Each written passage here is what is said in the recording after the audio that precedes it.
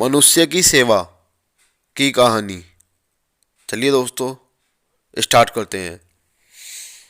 एक प्रसिद्ध संत मृत्यु के बाद जब स्वर्ग के दरवाजे पर पहुंचे तो चित्रगुप्त ने उन्हें रोका। संत को बुरा लगा। उन्होंने जब अपनी प्रसिद्धि की बात कही तो चित्रगुप्त बोले, आपको कितने लोग जानते हैं? इसका लेखा जोखा हमारी बही में नहीं होता। इसमें तो केवल कर्मों का लेखा जोखा है। यह कहकर वह बही लेकर संत के जीवन का पहला हिस्सा देखने लगे। यह देखकर संत बोले, आप मेरे जीवन का दूसरा भाग देखिए, क्योंकि जीवन के पहले हिस्से में तो मैंने लोगों की सेवा की है, उनके दुख दूर किए हैं। वही जीवन के दूसरे हिस्से में मैंने जप तप और ईश्वर की आराधना की है। दूसरे हिस्से का लेखा जोखा देखने पर पुण्य की चर्चा अवश्य मिलेगी।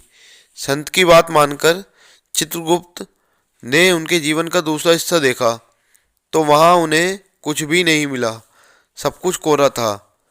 वह फिर से उनके जीवन के आरंभ से उनका लेखा जोखा देखने लगे। आरंभ का लेखा जोखा देखकर वह बोले, संत जी, आपका सोचना उल्टा है।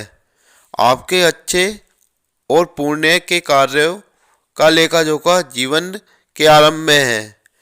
यह सुनकर संत आश्चर्यचकित होकर बोले, यह कैसे संभव है? चित्रगुप्त ने उत्तर दिया, संत जी, जीवन के पहले हिस्से में आपने मनुष्यों की सेवा की, उनके दुख दर्द कम किए। उन्हीं पुण्य के कार्यों के कारण आपको स्वर्ग में स्थान मिला है।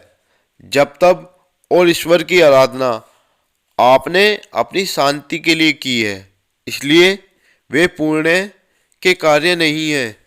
यदि केवल आपके जीवन के दूसरे हिस्से पर विचार किया जाए तो आपको स्वर्ग ही नहीं मिलेगा। संत समझ गए कि जीवन में जब तब से बड़ा कर्म है सच्चे मन से मनुष्य की सेवा। तो दोस्तों, अपने जीवन को सही राह पर लेके जाएं और मनुष्यों की सेवा करें।